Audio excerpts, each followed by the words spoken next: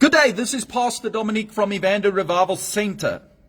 Welcome to this live broadcast. I want to share with you a word that I believe is going to have impact in your faith. In fact, I believe this word has got the potential to challenge you. Now, it's Holy Week, and we are busy celebrating Jesus, who sacrificed his life on the cross and rose from the dead. And as we remember what took place at the cross and we celebrate the resurrection, I want to take you through several stories that took place around that week of Passover, which I believe is going to be powerful revelation for your faith in this week. Now, one of those stories we find in John chapter 12, verse 1 to 3. And listen to what the Bible says. 6 days before the Passover, Jesus came to Bethany where Lazarus lived, whom Jesus had raised from the dead. Here a dinner was given in Jesus' honor. Martha served while Lazarus was among those reclining at the table with him. Then Mary took about a pint of pure nard, an expensive perfume. She poured it on Jesus' feet and wiped his feet with her hair. And the house was filled with the fragrance of the perfume. Now, in this passage of scripture, we read of how Jesus is busy having dinner with his disciples and with friends and people that he's acquainted with. There was a dinner that was held at the house of Lazarus, whom he had raised from the dead in the previous chapter. And this dinner was held in honor of Jesus. And there everybody was visiting. Everybody was having a conversation. Everybody was talking. The disciples were hanging out with Jesus. The friends and acquaintances of Jesus were busy conversating with him. Then something happened that changed everything about that dinner. Something happened that changed the conversation and the atmosphere. The Bible says that Mary came to Jesus and she poured out over Jesus expensive perfume. And then she got on her knees and she wiped his feet with her hair. And what she did changed the whole atmosphere of that dinner. This is a picture of worship. And I want to tell you, God is looking for worshipers. In fact, Jesus said in John chapter 4, verse 23, a time is coming and has now come when true worshipers will worship the Father in spirit and in truth. For they are the kind of worshipers the Father seeks.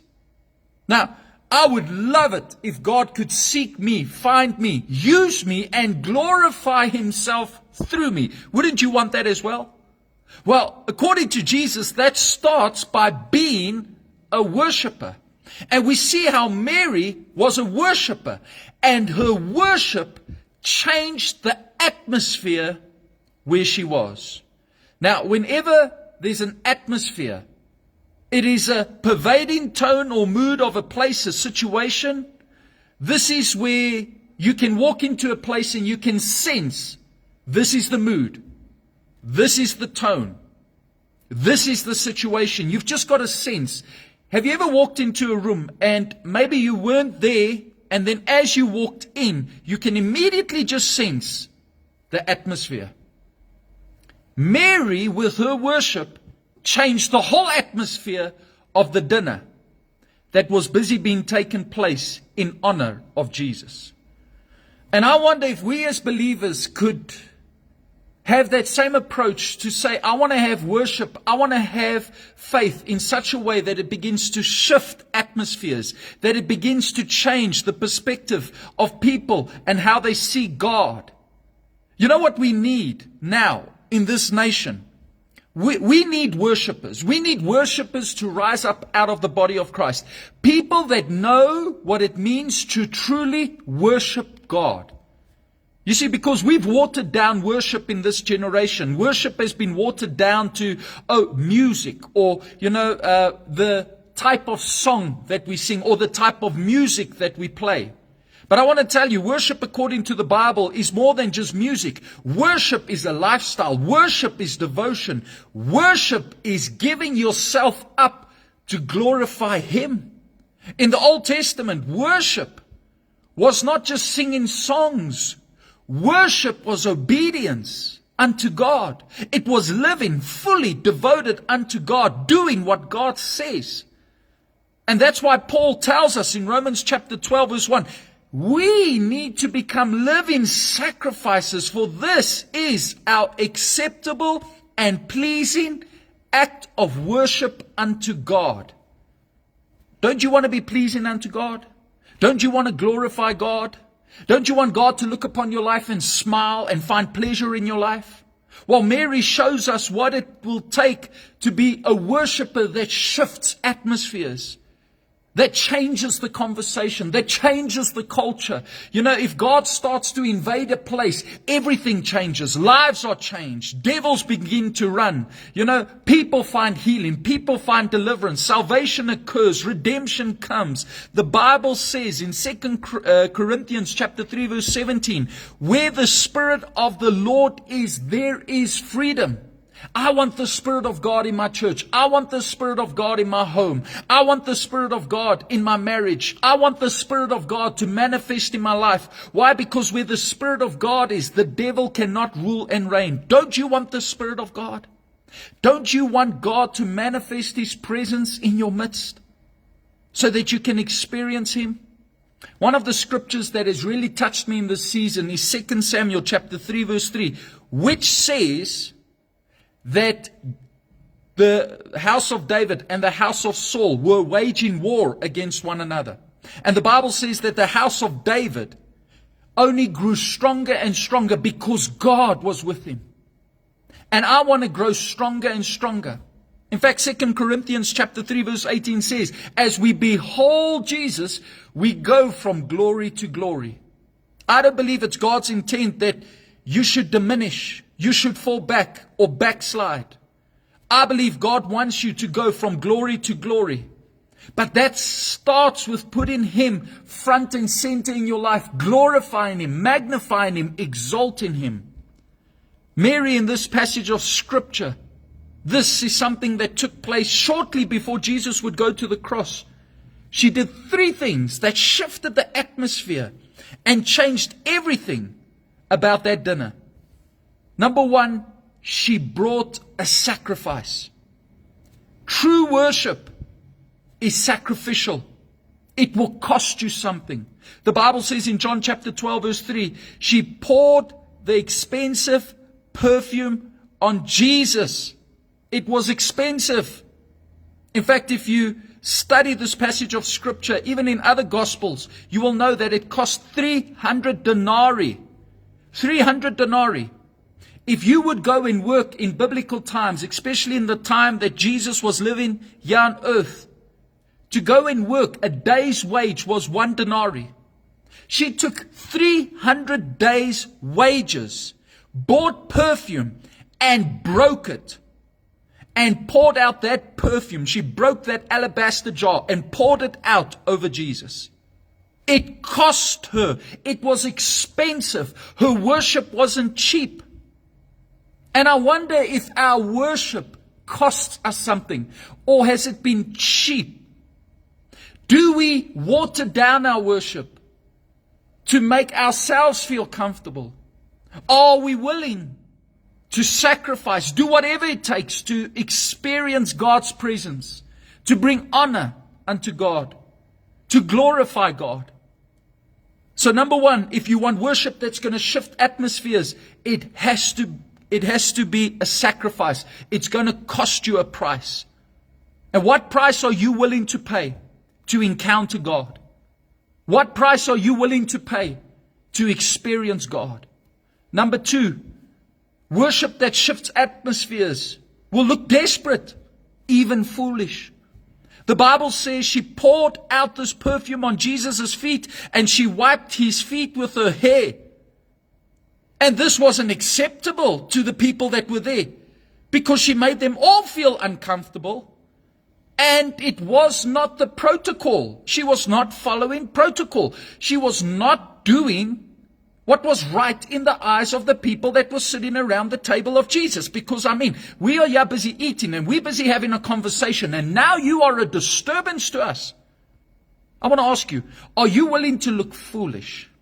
Are you willing to be criticized? Are you willing to be controversial in your worship, in glorifying God, in your life, even if people ridicule you? Are you willing to do whatever it takes in spite of what people say and what people do, and yet you will still do it? Sometimes I think our image, our pride holds us back from really worshiping God. I know I'm speaking about myself. Oftentimes I've got to remind myself I'm not here to impress man, I'm here to impress God. And oftentimes impressing God and bringing pleasure and honor to God, I might look foolish to man. Are you and I willing to be controversial and look foolish?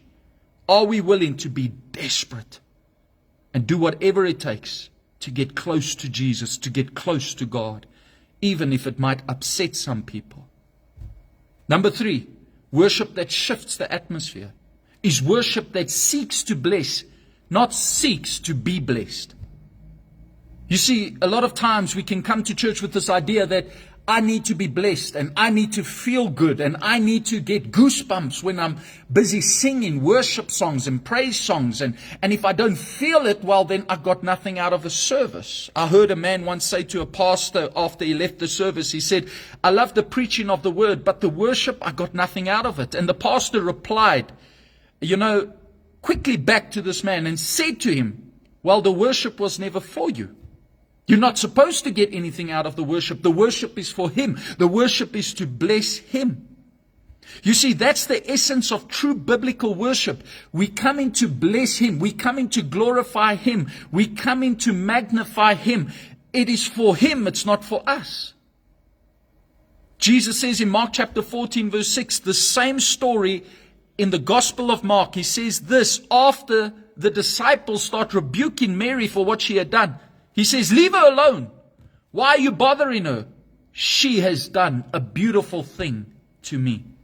She's blessed me. She has blessed me with her sacrifice and even looking desperate. Her worship blesses me. Do you want to bless God? It starts with true, genuine, heartfelt worship. Worship is not based upon how you sing, how you sound, or how you look. Worship is based upon your heart. When you come before God, can you pour out your heart before God? Can you magnify Him? Can you worship Him in spite of what you're going through, in spite of what you've been through? Can you still lift your hands to heaven and say, Lord, I worship you. You are a good and gracious God. You see, worship is glorifying God, not for what He can do, but for who He is. And yes, there are times when we praise and thank God for what He has done and what He does do, and I understand that, but I'm talking about worship that pleases God, that touches the heart of God. It's focused on blessing God. It's focused on glorifying God. It's focused on honoring God. None of us want to be used. None of us want somebody just to be around us so they can get something from us. And so it is with God. When we come into church, when we come into His presence, when we are in a place of private devotion, we need to have our hearts turned towards Him and seek to bless Him with our words, with the way we worship, what we say, and what we do. I believe if we are willing to sacrifice, if we are willing to look desperate and look foolish, be desperate, let me say that. And if we are seeking to bless God rather than always seeking a blessing from God, I believe we will have worship that shifts the atmosphere. A lot of times we are busy praying, God do this and God do that, and it's good. You must make your requests known unto God, Philippians chapter 4 verse 6 to 7. But I am absolutely convinced that a lot of times what we need is we just need God's presence. And if we can just worship God, and if we can just sacrifice, and if we can just become desperate, and if we are willing just to bless God with our words, we will see God's presence manifest in our midst. So in this week of Passover, as we celebrate the cross, We remember Jesus dying on the cross, and we celebrate the resurrection. Why not have a heart of worship to glorify Him? And instead of seeking to get something out of this experience, let's seek to bless God. I want to leave you with that thought today. Don't you want worship that's going to shift atmospheres, that's going to change people's lives? Don't you want your faith to testify that God is with you and that you are blessed by Him and you are a blessing to Him? May you have a wonderful day further. May God richly bless you, and may you enjoy this Holy Week as we travel together and look at the Scriptures and study what took place around the Passover when Jesus was crucified. This is Pastor Dominic. I'm signing out.